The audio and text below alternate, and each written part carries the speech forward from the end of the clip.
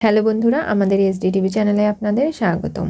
আমি দীপিকা চলে এসেছি আপনাদের জন্য গীতা এলএলবি সিরিয়ালের আপডেট নিয়ে। মেহেক যখন দেখতে পারে কিরণকান্তির বাড়ি সমস্তটাই ফাঁকা, তখন যেখানে যেখানে ওই ব্লুটুথ স্পিকারগুলো রেখেছিল সেগুলো সবটা কালেক্ট করে ফেলে এবং সেখানে যে রেকর্ডারগুলো রেকর্ড করে নেওয়া হয়েছে সেগুলো নিজের হাতে তুলে নেয়। আর এরপরে সেগুলোর যত্ন সহকারে রেখে দেয় তার গীতা বৌদির হাতে তুলে দেবে বলে। এদিকে গীতা বাড়িতে কাজ করছে, তখনই হঠাৎ সেখানে ধীমান সেন চলে আসে। গীতাকে মেজ কাকিমণি বলে যে তোমার সঙ্গে কেউ দেখা করতে এসেছে। কে? গিয়ে দেখতে পারে ধীমান সেন। কী ব্যাপার, লেজ নাড়াতে নাড়াতে এখানে চলে এলেন? এই ভদ্রভাবে কথা বলো, আমি তোমার সঙ্গে কিন্তু সম্মান দিয়েই কথা বলছি, আপনি করে কথা বলুন, বুঝতে পেরেছেন? আমি এখন এই বাড়ির বউ, আমি কোনো গীতা এলএলবি নই। আর আপনি আমার শ্বশুরমশাইকে ফাঁসিয়েছেন, তাকে বিনা কারণে জেল হাজত বাস করানোর মতো একটা অন্যায় আপনি দেখিয়েছেন। সেখানে আপনি কি করে এই বাড়িতে আসতে পারেন? এত বড় স্পর্ধা আপনার! আমার শ্বশুরমশাই বাড়িতে থাকলে না আপনাকে দারোয়ান ডেকে ঘাট ধরে বাড়ি থেকে বের করে দিত, যেটা আপনার জন্য খুব জরুরি। তুমি কিন্তু খুব বাড়াবাড়ি করছো। আর এই যে ম্যাডাম, আপনি কিন্তু বোঝান গীতাকে। হ্যাঁ, গীতা উনি বাড়ি বয়ে এসেছে, ওনার একটা সম্মান আছে, এরকম করে অসম্মান করো না। দেখুন, আমি চাই বাড়ির বউয়েরা সেই দায়িত্বটুকু পালন করুক, কিন্তু কোনো নামি দামি ক্রিমিনালের সঙ্গে হাত মিলিয়ে বাড়ির বউয়েরা অন্যায় করবে সেটা কিন্তু কখনো হবে না। গীতা, তুমি কিন্তু বেশি কথা বলছো। কেন বলবো না? বাড়ি বয়ে উনি এসেছেন, খারাপ একটা লোক নিজের পাপ চাপা দেওয়ার জন্য অনেক চেষ্টা করেছেন, কিন্তু পারেনি, সেই পাপ বেরিয়ে এসেছে। আর এখন আমার সঙ্গে ডিল করতে চলে এলেন, তাই না? এতদিন তো আমাকে বুঝিয়েছেন, কোনো কাজ হয়েছে কি? এখনও হবে না। আমি কোনোভাবেই আপনার প্রস্তাবে রাজি হব না। তুই রাজি হবি? তখনই দেখতে পারে গিনিকে। বলে, দেখ, ওনার কথা শুনলে আমাদের সকলের ভালো হবে। তুই কেন বুঝতে পারছিস না? আমাদের সকলের নয়, তোর ভালো হবে। কারণ ওই বস্তিটা ভেঙে উনি ডুপ্লে বানাবে, এরপরে ওখানে সুইমিং পুল, ওখানে সিনেমা হল, সব কিছু হবে। আর তুই সেখানে একটা ডুপ্লে পাবি, দামি দামি গাড়ি পাবি, টাকা পয়সা। এগুলোর জন্য তো এই বাড়িতে সার্থিক মুখার্জিকে তুই বিয়ে করেছিলিস। আমি কি ভুলে আছি নাকি সব কিছু? আর সেই লোভ তোর এখনও যায়নি, তাই না?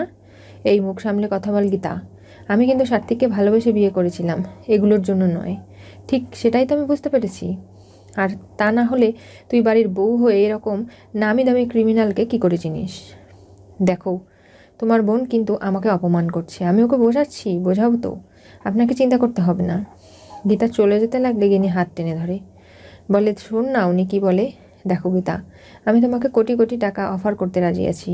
এই পরিবারের অগ্নিজিৎ মুখার্জির দায়িত্ব আমার, পরিবারের প্রত্যেকটা সদস্যর দেখাশোনা দায়িত্ব আমি নেব। কিন্তু তুমি শুধু রাজি হয়ে যাও আমার প্রস্তাবে। সেটা যে কখনো হবে না, কারণ আমি আইনের ঠিকা নিয়ে বসে আছি। আমার জন্মদাতা বাবা মা, তাদের কথা পর্যন্ত আমি কখনো শুনিনি। আমি আইনের ডাক যেটা যেটা ন্যায্য সেটাই করে গেছি, আর সারা জীবন সেটাই করব। আপনার কথায় আমি সব কিছু ভুলে যাব না। আপনি এখান থেকে যাবেন, নাকি আমার বাড়িতে আঁশ বটি রয়েছে, যেটা দিয়ে খুব ভালো আমি মাছের আঁশ ছাড়াতে পারি।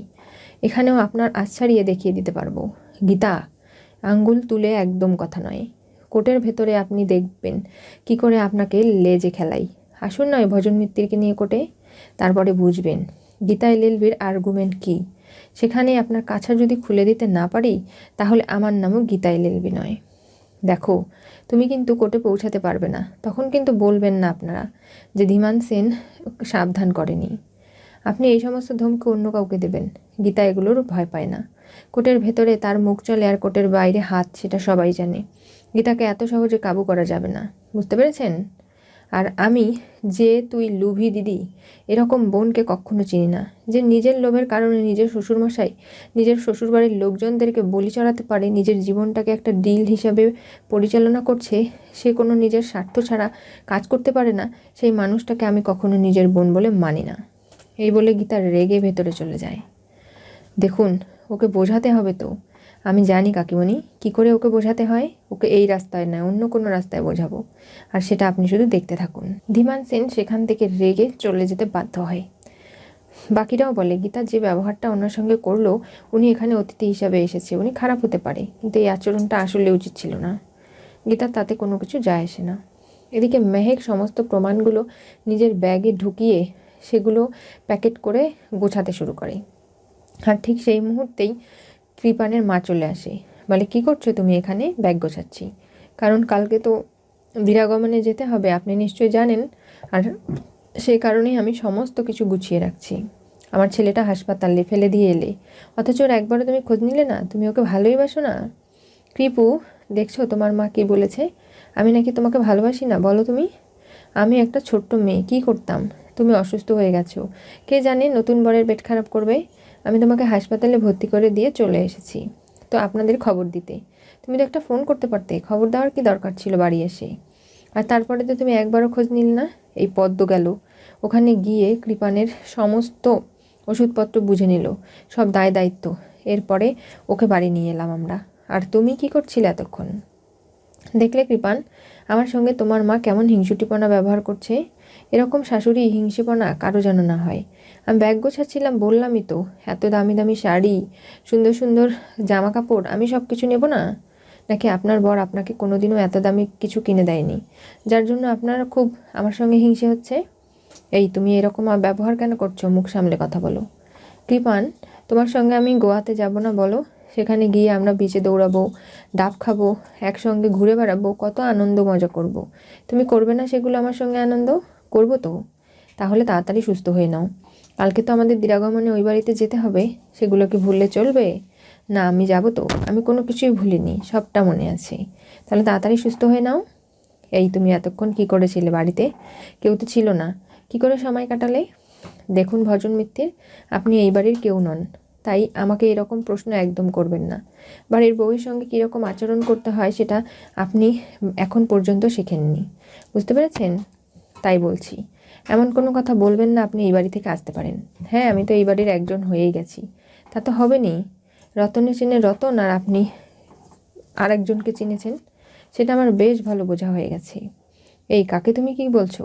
আরে আমি কিরণকান্তিকে কসু বললাম, আর ওনাকে অন্য কিছু, এই বলে চলে যায়। বলে এই মেয়েটাকে আমার কোনোভাবেই বিশ্বাস হচ্ছে না, ওকে সন্দেহ লাগছে, কিছু তো একটা চলছে মনের মধ্যে, কিন্তু কি পরিকল্পনা আমি সেগুলো বুঝতে পারছি না। আমারও কিন্তু মনে হচ্ছে যে এই মেহেক কোনো কিছুর সঙ্গে জড়িয়ে রয়েছে, কিন্তু আমাদের বুঝতে দিচ্ছে না, আমাদের সেগুলো জানতে হবে। মা থাক না, আমার বউ যেভাবে এই বাড়িতে থাকতে ভালোবাসে সেইভাবেই থাকবে। তুমি কেন এরকমটা করছো? আর কেন তুমি ওর সঙ্গে খারাপ ব্যবহার করবে? তোমার একমাত্র ছেলের বউ বলে কথা, তাকে সম্মান করতে পারো না? আমি তো ওকে খুব ভালোবাসি, ও আমার লাভ। একদম বাজে কথা বলবে না ছেলে, একদম চড়িয়ে তোমাকে কৃপান সিধে বানিয়ে ফেলবো। এই তুমি এরকম করে আমার ছেলেটাকে বকাবকি করো না। ও দেখছো তো ওর শরীরের অবস্থা, ও সুস্থ হয়ে যাবে, তুমি চিন্তা করো না।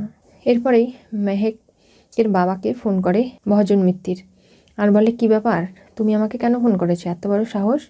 আর এই খোঁজ খবর নেওয়ার জন্য? আপনার বাড়ির মেয়ে তো আমার বাড়িতে এসেছে, আমার তো আপনার বাড়ি জামাই হওয়ার কথা ছিল, তাই না? এই একদম বাজে কথা বলবে না। আমার মেয়ে কিরণকান্তি বাবুর বাড়িতে গেছে, তোমার বাড়িতে নয়। ওই একই হলো, আমি তো এই বাড়িতেই সবসময় যাতায়াত করে থাকি, তাই আর কি। কোর্টে তো আপনার বিরুদ্ধে এমন প্রমাণ আমার হাতে আছে, আপনি শুধু আসুন না, তারপর দেখাচ্ছি আপনার ওই হেরে বাছুর কোথায়। এই মুখ সামলে কথা বলো। কার কথা বললে তুমি? গীতা এলএলবির কথা? বাবা ফোনটা আমাকে দিন। এই ভজন মিত্তি, তুমি জানো না লটা কি টুকে পাস করেছো নাকি? তুমি যে ভাষা ব্যবহার করছো, যে আচরণ করছো, এতে করে একটা মহিলার হেনস্থা হচ্ছে। তোমাকে কিন্তু আমি ছাড়বো না। আমি চাইলে আইপিসির যে কোনো ধারা দিয়ে তোমার ওপর আরোপ লাগাতে পারি, সেগুলো নিশ্চয়ই ভুলে যাওনি। আর কোর্টের বাইরে কিন্তু আমার খুব হাত চলে, সেটা সবাই জানে। আর কোর্টের ভেতরে মুখ, এমন কিছু করো না যাতে করে তোমাকে আমি এমন পেটাই যে তুমি ভাবতে পারছো না। এসো না কোর্টে, লেজে গোবরে খেলাবো তোমাকে, কিরণকান্তি ব্যানার্জিকে, এমন কি ধীমান সেনকে। এই কি বললি তুই? কিরণকান্তির নাম কেন নিলি? কারণ তোদের বাড়ির মেয়ে তো এই বাড়িতে রয়েছে। বালতির বেতি বদনা, এমন কথা বলবি না যাতে যেটা রাখতেই পারবি না, সেগুলো নয় কোর্টে দেখবে। এই বলে ফোন রেখে দেয়। বলে দেখো না, মুখ ফুসকে বলে ফেললাম বাবা আমি এই কথাটা, এখন কি হবে? কিচ্ছু হবে না। ওদিকে কিরণকান্তিকে সাবধান করে দেয় ভজন, বলে মেহেক বলে মেয়েটা কী করছে আমার মাথায় খেলছে না। বিয়ের পর থেকেই কিন্তু এগুলো শুরু হয়েছে, ও নানাভাবে ঝামেলায় জড়িয়ে আছে। কি সেটাই আমি বুঝতে পারছি না। পরশুদিন কোর্টে ডেট আছে, আর সেখানে কিছু একটা ঘটবে, আপনি দেখবেন। আর মেহেক আড়াল থেকে সবটা শোনে আর ভাবে কি আর ঘটবে, পদ্ম এইবারের বউ, সেটা জানাজানি হয়ে যাবে। আর আমি যে অঙ্কিতকে বিয়ে করেছি সেটাও সত্যি হয়ে যাবে। আর তারপরে এই কিরণকান্তি, ধীমান সেন এবং তোমার কি হয় তুমি শুধু দেখো। সমস্ত প্রমাণ আমি নিয়ে নিয়েছি, আর সেগুলো আমি গীতা বৌদির হাতে তুলেও দেব। কেউ আমার পাপাকে দোষী সাব্যস্ত করতে পারবে না। আমার পাপা নির্দোষ, সেটা আমি প্রমাণ করেই ছাড়ব। কি হতে চলেছে গীতা এলএলবি সিরিয়ালের পরবর্তী টুইস্টে? কৃপানের বাড়ি থেকে প্রমাণ নিয়ে মেহেক ব্যাগ গোছালো গীতাকে সবটা তুলে দিতে। আসছে মেহেক অগ্নিজিৎ মুখার্জির বাড়িতে। সমস্ত প্রমাণ তার ব্যাগেই রয়েছে। না জানি আসার সময় কি ঘটনা ঘটবে, কারণ মেহেক দিরাগমনে আসছে সেখানে তার আগেই অঙ্কিত ফোন করে আর নানাভাবে ডার্লিং ডার্লিং বলে কথা বলতে শুরু করে। তখনই কৃপানের মা এসে ফোনটা নিয়ে নেয় আর বলে, কার সঙ্গে কথা বলছো? তখনই ফোন করে জানার চেষ্টা করে, অগ্নিজিৎ মুখার্জিকেও ফোন করে। আর সেখান থেকে নানাভাবে কিরণ কান্তি এবং তার বইয়ের সন্দেহ হতে শুরু করে। মেহেক এবং অগ্নিজিৎ মুখার্জি মুখ ফুসকে এমন এমন কথা বলেছে যেগুলোর জন্য সব দিক থেকে তারা ধরা খাবে। জানতে চোখ রাখতে হবে আমাদের চ্যানেলে। পাশে থাকা বেল আইকনটি অবশ্যই করে ক্লিক করুন।